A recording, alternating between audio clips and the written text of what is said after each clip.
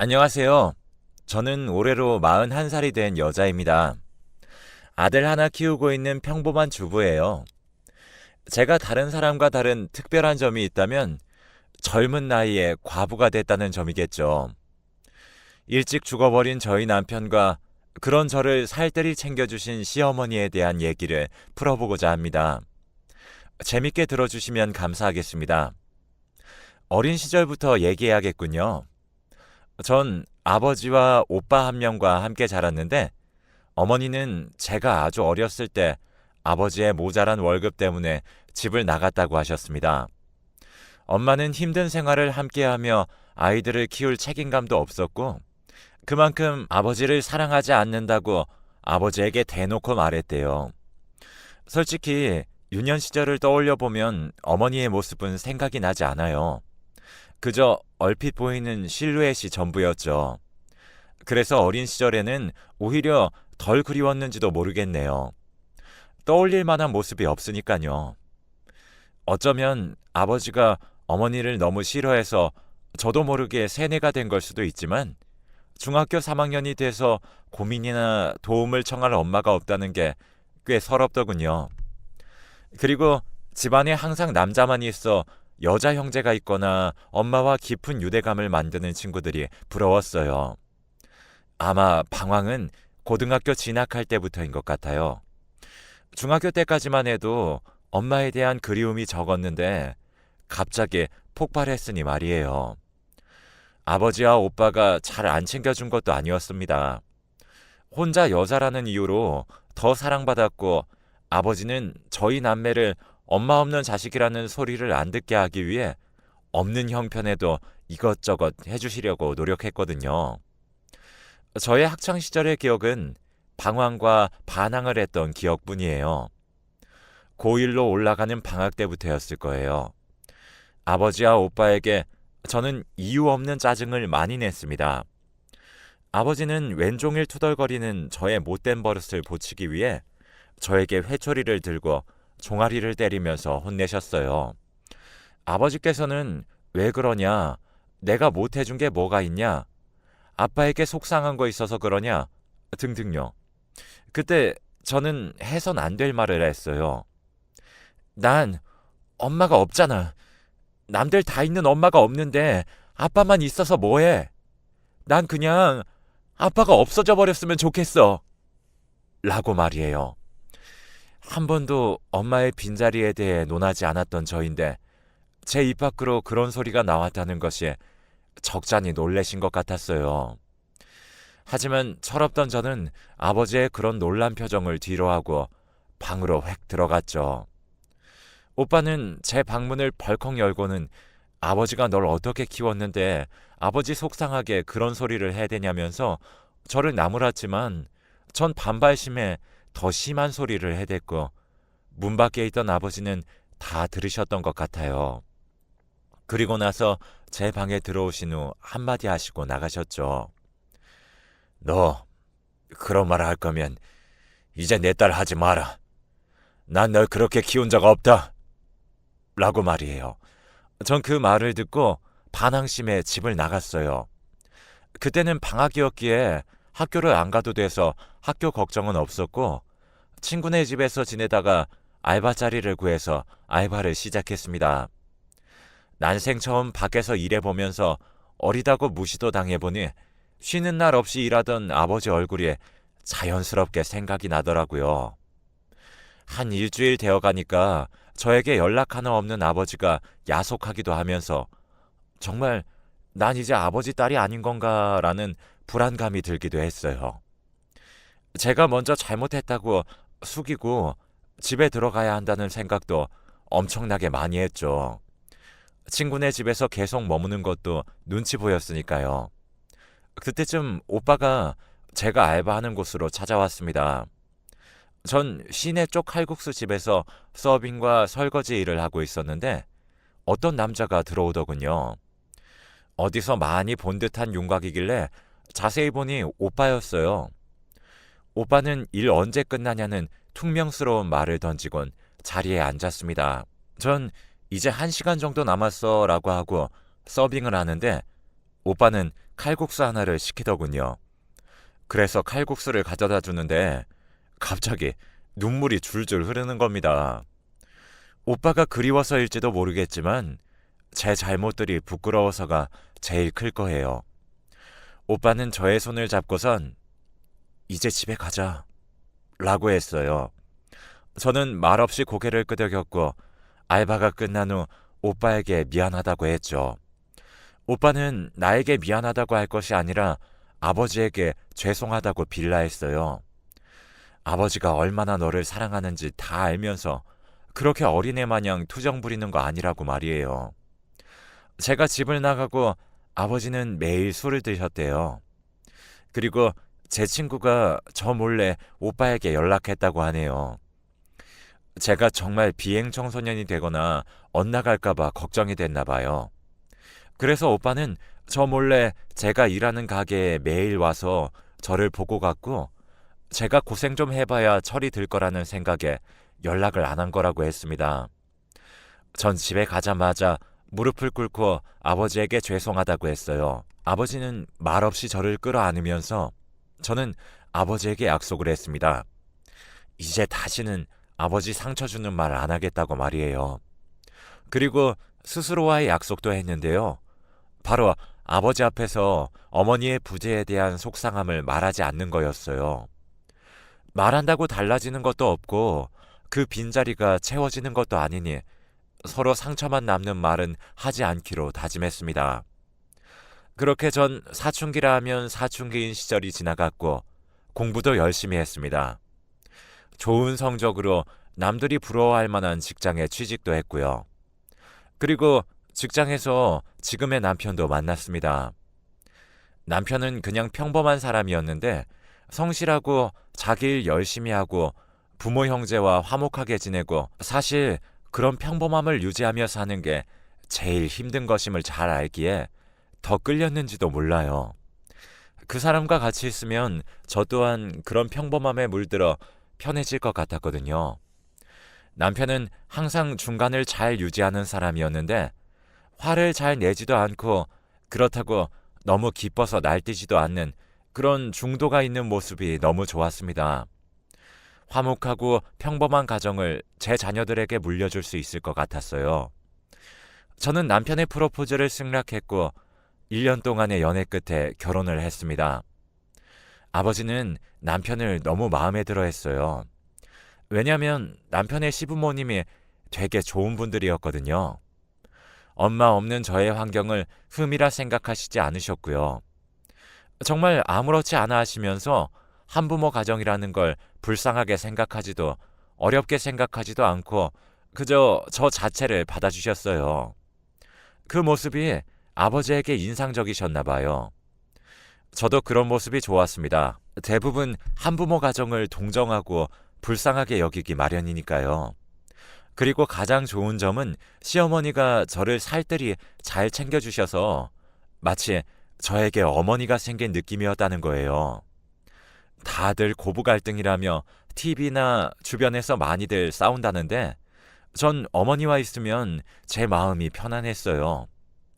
남들이 의례적으로 말하는 너를 내 딸로 생각하며 잘해주마 라는 말을 정말 실현해 주셨거든요.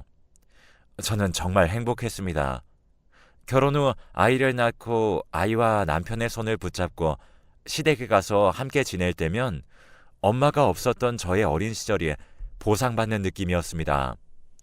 나도 이렇게 평범하고 완벽한 가정에 속할 수 있구나라는 생각도 들었고요. 남편은 가정에 충실한 사람이기에 저랑 싸우는 일도 없었어요. 하지만 저의 이런 행복한 생활은 결혼 5년 차에 끝나버리고 맙니다. 저의 친엄마가 등장하면서요. 제가 아이를 어린이집에서 데려오려고 어린이집 입구에서 기다리고 있는 상황이었는데 어떤 아주머니가 저를 저 멀리서 힐끗거리는 느낌이 들었고 저는 이상한 사람인가 싶은 마음에 얼른 아이를 데리고 가야겠다고 마음을 먹었어요. 그렇게 아이가 나오고 나서 아이 손을 잡고 가는데 그 아주머니가 제 이름을 부르는 것입니다. 너 혹시 김민지 맞니? 하고요.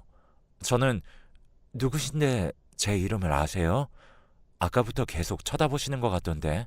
라고 했습니다. 아주머니는 눈물을 훔치시며 잠깐 커피 한 잔 가능하냐고 물어보더라고요.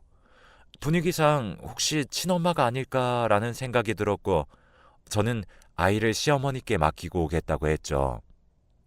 어린이집과 시댁 그리고 저희 집이 모두 가까운 곳에 붙어 있었거든요.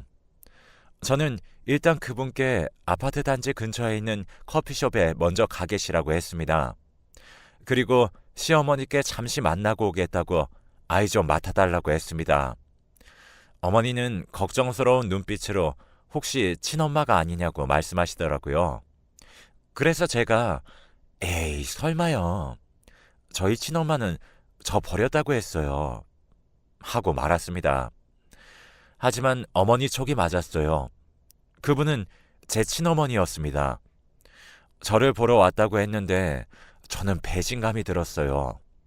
30년 동안 연락이 없다가 왜 지금까지 한 번도 찾지 않다가 지금에서야 저를 찾는지요. 전 왜 지금 와서 나를 찾는 거냐고 막 따졌어요. 친엄마는 지금까지 못 만날 만한 상황에 있었다고 하며 설명을 시작하셨습니다.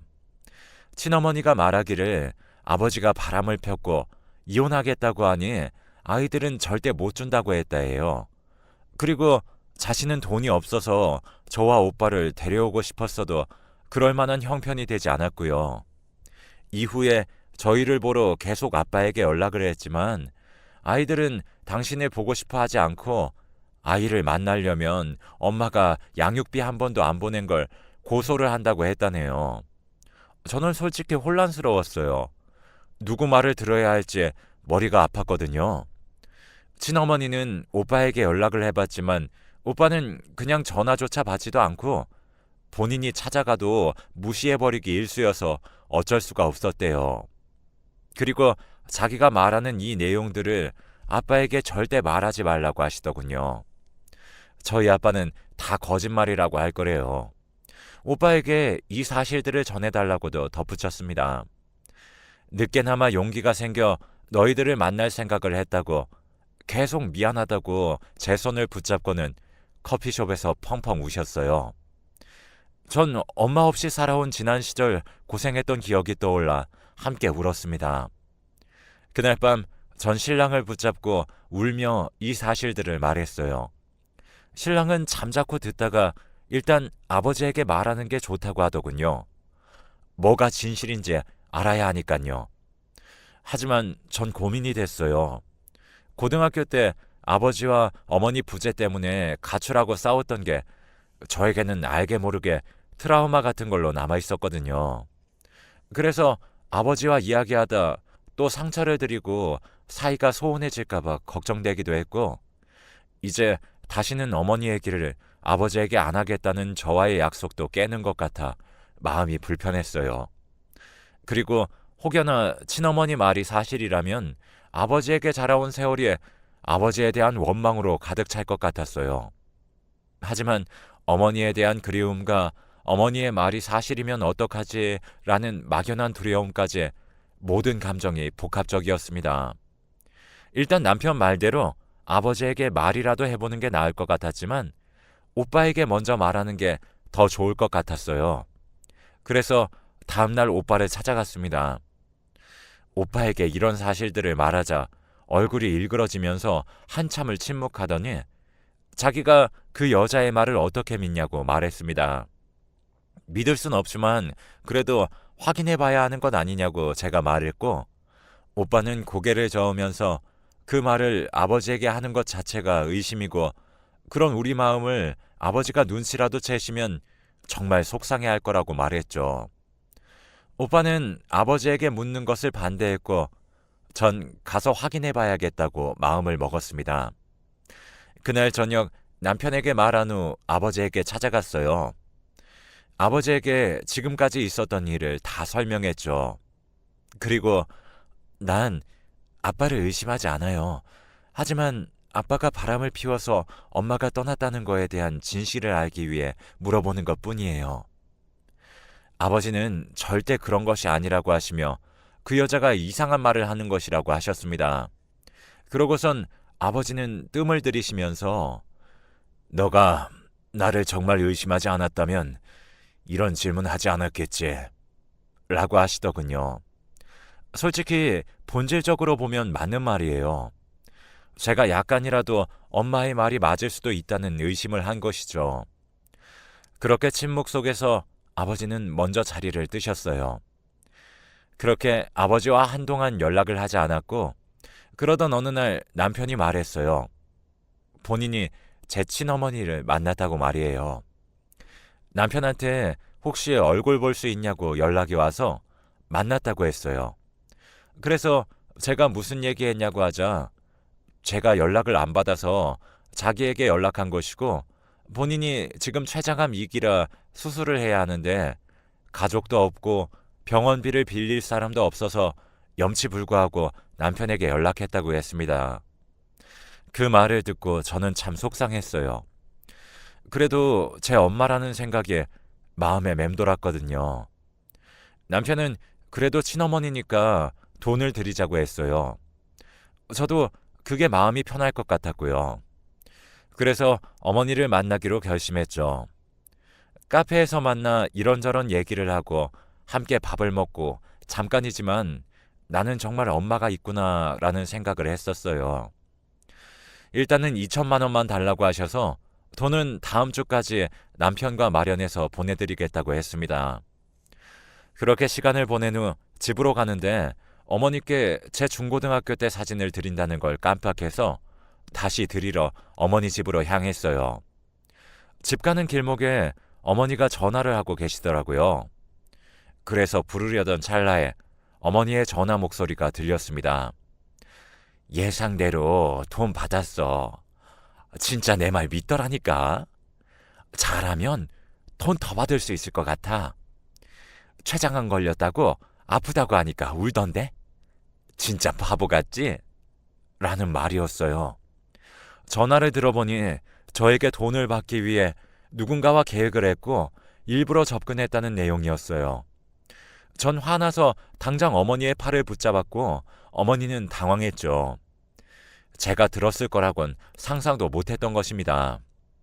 하지만 더 대박인 것은 오히려 뻔뻔하게 나왔다는 거예요. 돈을 안 주면 남편 회사랑 제 아들 어린이집까지 다 아니까 깽판을 치겠다고 협박을 하는 겁니다. 전 기가 막혀서 그딴 식으로 협박하면 경찰에 신고할 거라고 하고 나왔습니다. 저는 어머니라고 신나서 아버지에게 또다시 대못을 박은 제 자신이 너무 미웠어요. 그래서 아버지에게 찾아가서 죄송하다고 말씀을 드렸습니다. 아버지는 저를 이해한다고 좋게 말씀해 주셨어요. 정말 죄송했죠. 한 일주일 정도 지나고 남편에게 전화가 왔습니다. 어머니에게 전화가 왔는데 돈 준비 안 하면 부모도 몰라보고 모르는 척하는 딸과 사이라며 회사에 깽판을 치고 시댁에 가서 다 말할 거라고 말이죠. 남편은 저희 엄마를 만나러 가겠다고 했어요. 전 가지 말라고 인간도 아닌 사람 상대하지 말라고 말렸지만 남편은 잘 말하면 될 것이라고 저를 안심시키고 엄마를 만나러 갔습니다. 그런데 2시간 뒤 병원에서 연락이 왔습니다. 남편이 교통사고가 나서 긴급 수술을 해야 한다고 말이죠. 저희 엄마를 만나러 간 사람이 왜 병실에 누워있고 어쩌다 교통사고가 난 건지 알기 위해 엄마에게 전화를 했습니다. 엄마는 연신 미안하다고 하더라고요. 어찌된 영문인지 물어보니 길거리에서 엄마는 돈을 안 주면 차도로 뛰어들 거라고 그랬고 그걸 남편이 막다가 사고가 난 것이더라고요. 전 그때 엄마를 죽이고 싶었습니다. 지금까지 잘 살다가 왜 갑자기 나타나 저러는지도 이해가 안 갔고 그깟 돈 때문에 제가 사랑하는 사람인 남편이 다친 것도 너무나 화가 났습니다. 병원에 가니 시어머니는 미리 와 계셨고 엄마에게는 이제 내 눈앞에 나타나지 말라고 했습니다. 엄마도 미안했는지 알겠다고 하고 그 이후로부터는 연락이 없으시네요.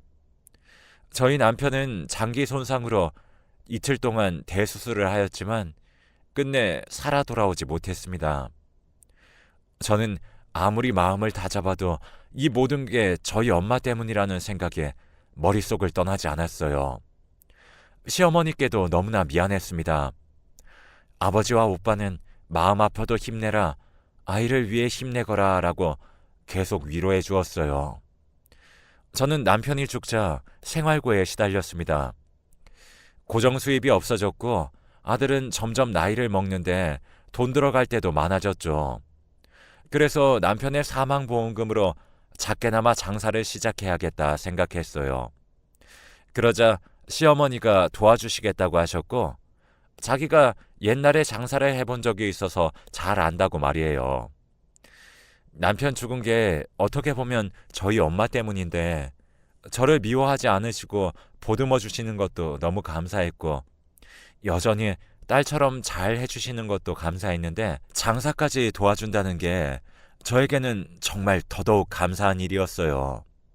사실 남편이 죽으면 시댁하고는 거의 끝난 관계지만 엄마의 빈자리를 아시는 시어머니가 빈자리를 채워주시려 했으니까요. 그래서 시어머니와 함께 칼국수집을 열었습니다. 지금은 장사가 아주 잘 돼요.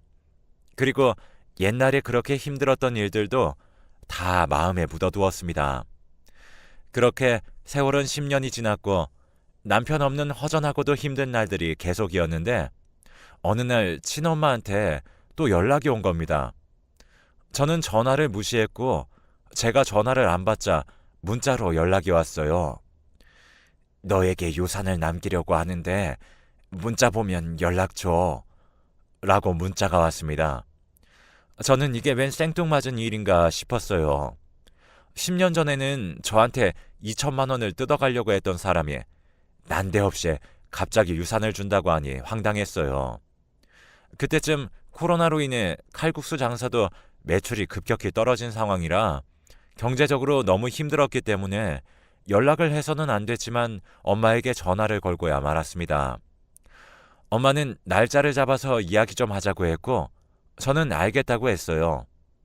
며칠 뒤 카페에서 만난 엄마는 충격적인 이야기를 하는 겁니다. 자기가 진짜 췌장암에 걸렸었고 10년 전에 치료를 받아 암이 호전되었는데 그게 또 전이가 되어서 이제는 손을 쓸 수도 없을 정도로 상태가 안 좋다는 말을 하더군요. 저는 이 말을 듣자 또 내 돈을 뜯으려고 거짓말을 하는구나 라고 생각했습니다. 그때 엄마는 저에게 부동산 등기를 보여주며 이 건물을 저에게 주고 싶다고 말했어요. 저는 우리 엄마가 설마 하는 생각에 그 등기를 보니 지하철역 근처에 있는 8층짜리 상가 건물이었고 제가 자주 가던 길목에 있던 상가라 저도 몇 번 본 적이 있는 건물이더라고요. 그래서 저는 이게 진짜 엄마 건물이 맞냐고 물으니 엄마는 저랑 연락이 끊긴 10년 동안 재혼을 했다고 합니다. 돈 많은 남자와 재혼을 했는데 그 남자가 먼저 세상을 떠나면서 자기한테 남긴 거라고 이제 엄마도 세상을 살 날이 얼마 남지 않았으니 죽기 전에 저에게 상속을 하고 싶다고 하셨어요.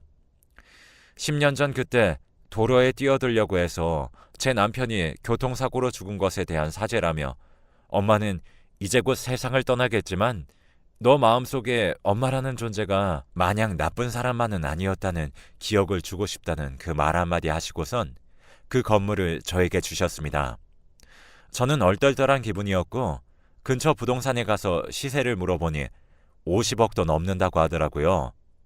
월세로 받는 수입만 한 달에 3천만 원이 되는 건물이라며 저희 아들과 저는 평생 돈 걱정을 안 해도 될 만큼 경제적인 자유가 생긴 것이죠. 아무튼 그렇게 어머니는 2달 후 세상을 떠나셨습니다. 마지막 가는 길만큼은 저희 아버지와 오빠가 함께했고요. 평생 절 버리고 제 가슴에 상처만 줬던 엄마인데 마지막은 저에게 좋은 기억으로 남고 싶었나 봐요. 남편이 없는 제 인생은 씻을 수 없는 상처가 되었지만 이 또한 그저 운명이겠거니 생각하고 넘기기로 했어요. 인생은 참 힘들어도 결국 다 지나가는 것 같습니다. 모두들 힘든 순간 잘 이겨내실 수 있으실 거예요. 힘들어도 포기하지 말고 열심히 버틸게요. 감사합니다.